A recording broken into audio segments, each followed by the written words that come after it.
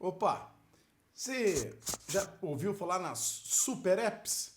Você já imaginou o seu app ser um super app?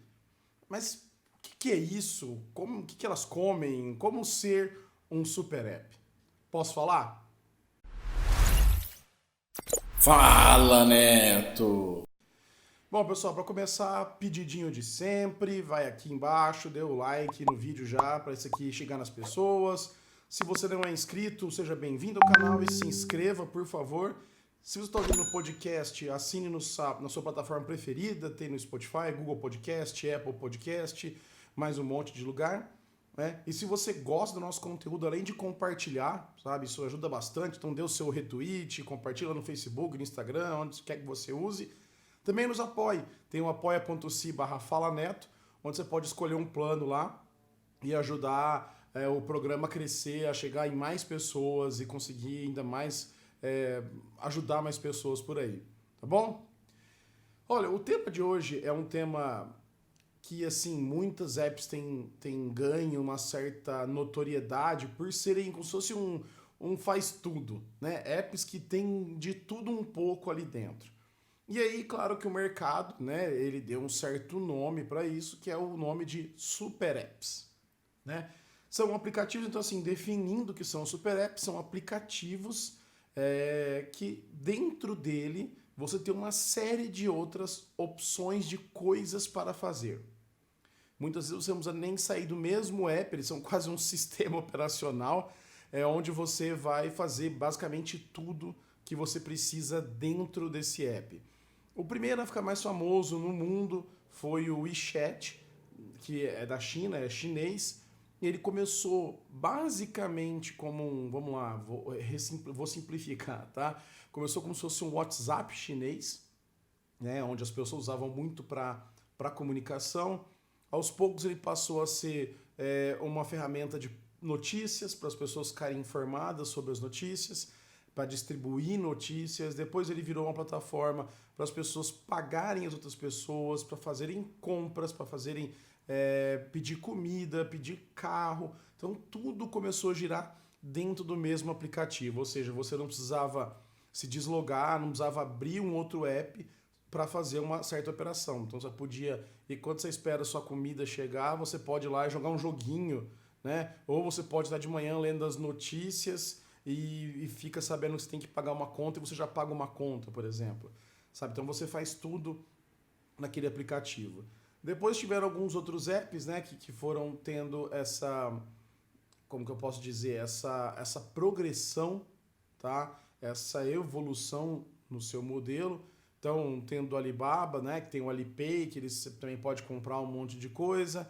Você tem, de certa forma, alguns apps brasileiros que estão querendo caminhar para isso. Não é nem brasileiro, né? Seria um app aqui da América Latina, que é o Rappi, por exemplo. Então, talvez você que é de São Paulo, de alguma outra região que conheça o Rappi, já deve ter ouvido falar do Rappi, né? Que é onde você pede coisas, compra coisas, mas também você tem a carteira deles, você tem também como desbloquear patinetes e tudo mais. Então, assim, para resumir, os super apps são isso, né? São aplicativos onde você tem ali uma série de funcionalidades que não necessariamente condizem uma com a outra, né? Então, assim, se você for pensar, o WeChat é de mensagens, que nem o Instagram, que nem o Instagram, desculpa, o Telegram ou o WhatsApp, e aí você usa isso para várias coisas, tá? Então hoje o que eu quero falar um pouquinho? Dei já esse conceito, né, do que são super apps, mas também é o seguinte, como que o seu app pode se tornar um super app, tá? E também quais são as preocupações, as definições, sabe, estratégia que você tem que ter para chegar a ser um super app também. Bom, primeiro assim, nenhum app nasce super app. Sabe aquela história de que quem é inteligente não fala que é inteligente? É mais ou menos isso. Um super app ele não sai assim, não, vamos criar um super app. Geralmente, os super aplicativos, eles começam com um nicho bem determinado. Então, vamos lá, de novo, o caso do WeChat. Ele escolheu ser um aplicativo de chat. Mas aí, a gente sabe, vocês que também desenvolvem, ou você que está começando a desenvolver, já fique sabendo, tem uma certa dificuldade em se manter aquele usuário engajado, né? Ainda mais se você depender de anúncio, depender de consumo de mídia, de alguma coisa, você manter aquela pessoa engajada, acessando o seu app, é um desafio tremendo, tá? Tudo está competindo por atenção ali no telefone desse usuário, né? Então, uma maneira que esses apps encontram é começar a oferecer mais coisas para que as pessoas entrem mais no aplicativo. E aí vão se manter conectadas, consumindo ali dentro daquele aplicativo, e aí eles vão acabar gerando, por exemplo, um número grande, a famosa massa crítica, né? Eles vão ter lá X mil ou até milhões de usuários ativos por mês ou por dia. E aí, você ter uma quantidade grande de usuários ativos por dia, ela vai te proporcionar um poder de negociação muito maior com patrocinadores, com parcerias comerciais, com vendas de produtos, vendas de anúncio.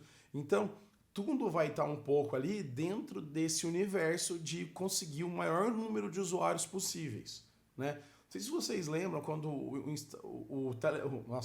quando o WhatsApp foi vendido, né, quando o Facebook adquiriu o WhatsApp, e que não haveria ainda um modelo definido de monetização, muito se falou, nossa, por que pagaram tão caro num app que não dá dinheiro, né, naquela época?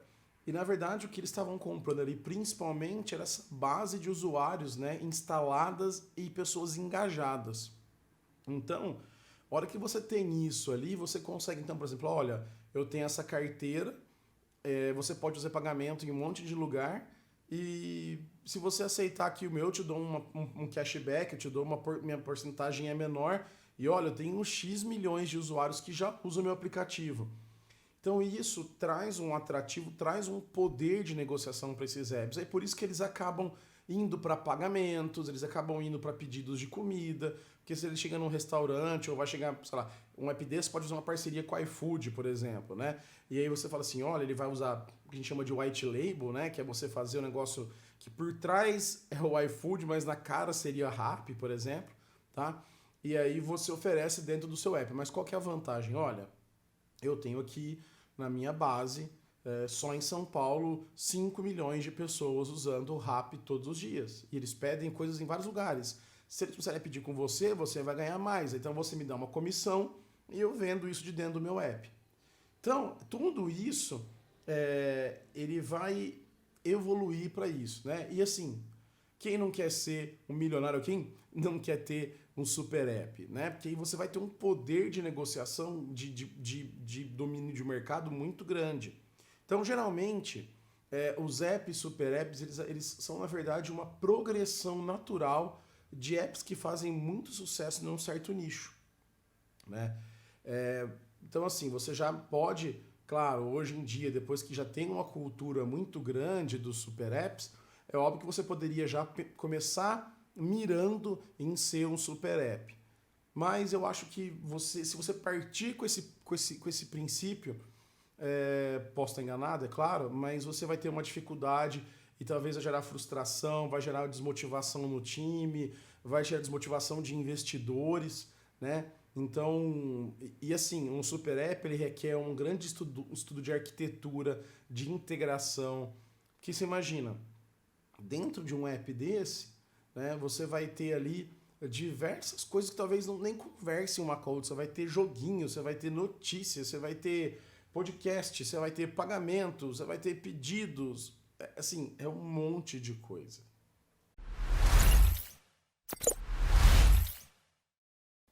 E como que é essa arquitetura? Como que seria isso? Bom, tem algumas formas que que esses apps utilizam, né? Muitos deles usam até inclusive componentes não necessariamente nativos, né, que chamam Server Driven Development, né, que é você faz o desenvolvimento do aplicativo mobile do seu servidor. Então lá no seu servidor você faz o que seriam códigos geralmente por linguagens declarativas, sabe, que nem Dart, que nem o Jetpack Composer do Android, onde você descreve ali como que é aquela interface. O aplicativo ele vai ter um componente ali dentro que vai consumir essa informação do servidor e vai desenhar a tela, seja usando componente nativo, seja usando componentes próprios, aí vai variar de cada framework. Mas essa é uma abordagem muito comum, por quê? Porque você consegue colocar novos módulos e novas coisas muito rapidamente.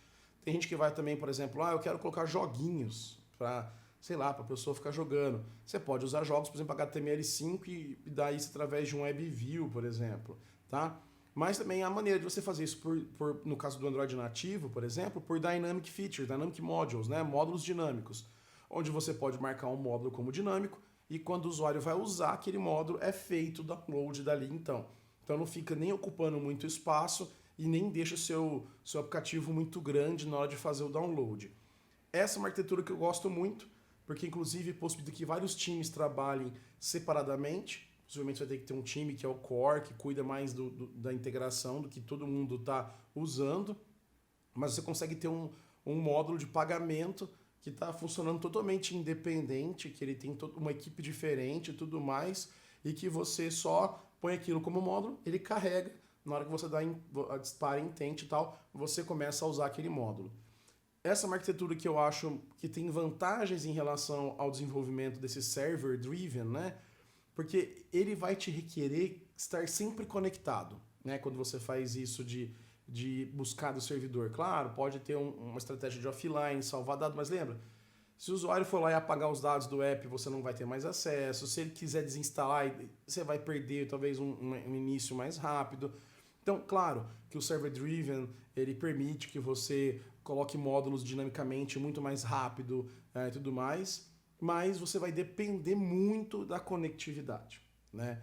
Enquanto se você tiver um super app onde o usuário possa usar offline, que depois sincronize com o servidor e que ele também consiga usar, por exemplo, um joguinho, ou ler notícias que ele gosta em cache, ou ouvir um podcast enquanto viaja, por exemplo, pode ser uma forma de engajar ainda mais esse usuário. Então, você fala, tem que dar para usar Flutter, dá para usar React Native?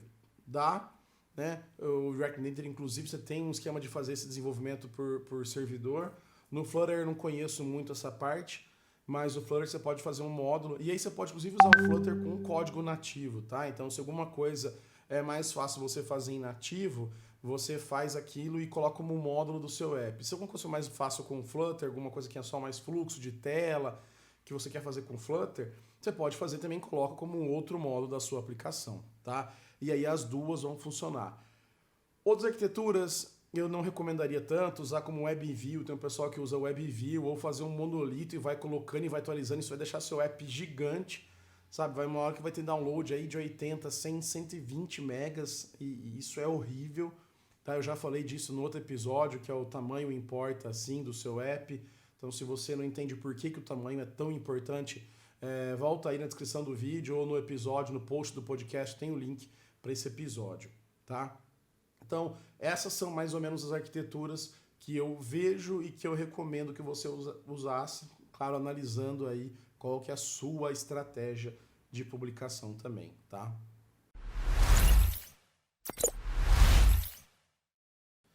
Bom, tá bom, Neto. Achei legal, eu acho que é uma coisa que vai dominar o mercado, as pessoas estão cada vez mais usando isso, não querem depender da loja. Você tem aí um monte de combate, né? China, Estados Unidos, tem marca vindo ali, eu não quero depender da loja, eu quero fazer um code base, eu quero ter isso mais controlado.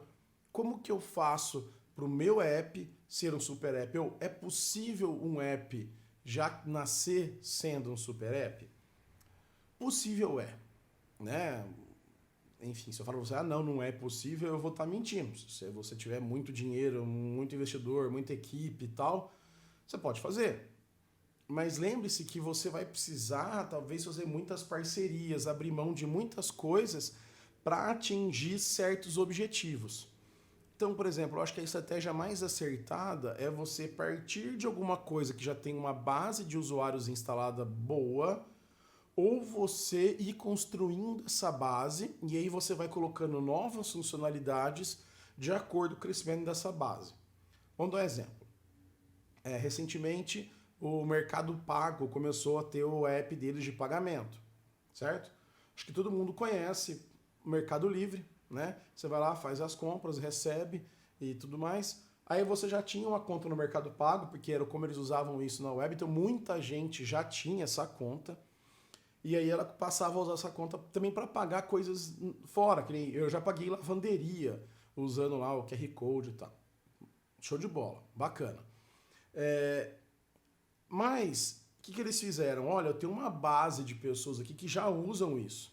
Então, ao invés de criar dentro do app do Mercado Livre, eles criaram o Mercado Pago.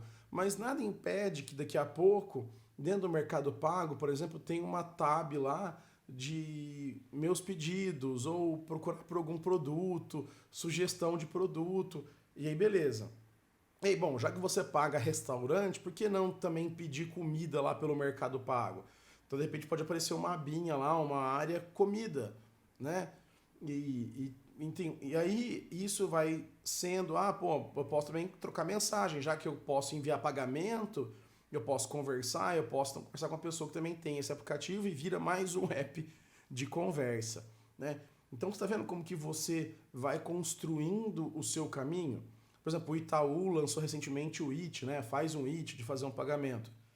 Cara, eles são um app que podem se tornar um super app muito facilmente. Eles têm uma carteira de clientes enorme, eles podem oferecer vários serviços relacionados com o mundo financeiro, mas aí depois tangenciando, né, tocando o mundo físico. E a gente sabe que, por exemplo, o sistema de pagamento brasileiro é um dos melhores sistemas do mundo, né? E todo esse know-how que eles têm pode servir para atrair essas pessoas para a plataforma deles. E aí, com parceiros, ou seja, quem não vai querer ser parceiro do Itaú, por exemplo? Quem não vai querer ser parceiro de um Mercado Livre e falar assim, olha, você tem aí seu app de tal coisa, vamos pôr aqui junto, vamos lançar esse serviço junto. Ou se ele tem uma ideia, ele pode ir atrás de uma startup, pode ir atrás de uma empresa e propor uma parceria, sabe? Então, isso é muito mais fácil do que você virar e falar assim, não, eu vou fazer um super app. Eu tenho aqui uma grana, eu consegui investimento, eu vendi, eu vou fazer um super app aqui, sei lá, com esse apelo. Qual que é o problema que eu vejo? Primeiro que vai demorar muito para você conseguir ter um produto no mercado, se você quiser já lançar ele super app, entendeu? Porque você vai ter que fazer um módulo de pagamentos, por exemplo, um módulo de chat, um módulo de notícias, um módulo... São várias coisas. Então, assim, ou você coloca um time com várias equipes trabalhando em diferentes coisas, ou aquela equipe, se tiver uma ou duas equipes, elas vão ter que fazer uma, vai para outra, faz uma coisa, vai para outra. Depois tem que voltar para consertar algum bug. Então, assim, não é uma coisa muito trivial, tá? Então, se você tem aí alguma coisa, se você tem aí alguma ideia, eu iria por esse caminho de tentar evoluir o seu app, tá? Ao invés de já querer sair de cara lançando um super app.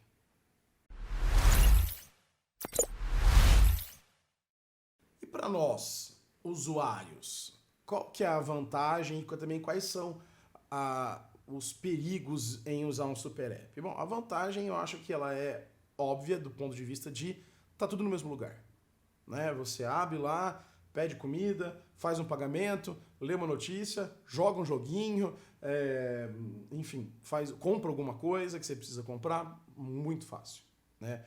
Eu acho que isso aí não tem muita discussão de como você pode fazer isso melhor. O que me preocupa um pouco é essa concentração de dados, de informações em um único provedor, né? A gente, inclusive, teve uma reportagem recente, eu não vou lembrar qual revista que é agora, mas eu vou linkar, claro, se você for na inscrição vai estar linkado aí, que fala, por exemplo, que o modelo que o iFood está usando está sendo prejudicial para alguns tipos de restaurantes. Por quê? Porque eles sabem onde são as regiões com certa demanda e eles abrem uma coisa que o mercado chama de dark kitchens, que são cozinhas feitas só para delivery, com marcas tal. Então tudo isso leva eles, porque eles têm o dado e hoje a gente está no momento que o que mais vale para a humanidade são as informações, são os dados, não é verdade? Então se ele sabe onde tem uma demanda de alguma coisa e ele pode ir lá e abrir aquilo que tem dinheiro, que tem capital, vai acabar matando menores. né? É muito comum, você deve ter visto isso aí na sua cidade, quando começaram a morrer as videolocadoras, quando começaram que as outras redes vinham, farmácia, tem um monte de rede que vai comprando as menorzinhas, aí você vai, por exemplo, aqui em São Paulo você só vê Drogaria São Paulo, Droga Raia, e alguns lugares tem uma outra diferente, né? Então, esse poder ele acaba também sendo prejudicial, predatório. Então, na hora que você passa de todas as informações de consumo, então se você for pensar, um WeChat da vida sabe o que a pessoa come, sabe com quem que ela conversa, sabe as coisas que comprou, sabe o que pagou, né? Então isso pode ser um pouquinho problemático. Eu tenho um pouco de receio ainda disso, mas também não deixo de usar, eu ainda entendo que é uma troca. Se você quer usar aquele serviço, você está entendendo que você tem que ceder aquelas coisas. Quando eu vejo que eu não quero usar por uma certa coisa, acontece algum vazamento, sei lá, e eu deixo de usar o serviço, encerro minha conta e por aí vai, né? Mas eu acho que esses seriam os dois, um de cada lado, né? Tanto o grande benefício como o grande malefício nesse mundo dos super apps, tá bom? E aí, você quer ser um super app? Quem quer ser um super app? Eu acho que quase todo mundo aí que tem uma ideia de aplicativo talvez pense em ser o super app. Tirei a sua dúvida, tirei as suas questões sobre super apps ou pus mais na sua cabeça? Me conta aqui no comentário do YouTube ou vai lá no nosso podcast, no falaneto.com, procura o episódio, deixa lá. Tem o Discuss, que eu consigo responder os comentários de vocês, respondo sempre que vem um comentário lá. Queria entender, você trabalha no super app, ou você gosta de super apps, como você se sente tendo um app, sabendo tudo que você consome, tudo que você faz, né? E você pensa em fazer um super app, por onde você começaria, tá bom? E, de novo, dê o like, então espero que você tenha gostado. Se você achou legal, que valeu a pena esse conteúdo, dá o like aqui, e se tiver no Twitter, dá um RT lá, se tiver ouvindo no podcast, compartilha, dê 5 estrelas, se inscreva no canal, ajude a gente a chegar aí a 1000 inscritos para ter umas coisas legais aqui, tá bom? Então, muito obrigado e até a próxima!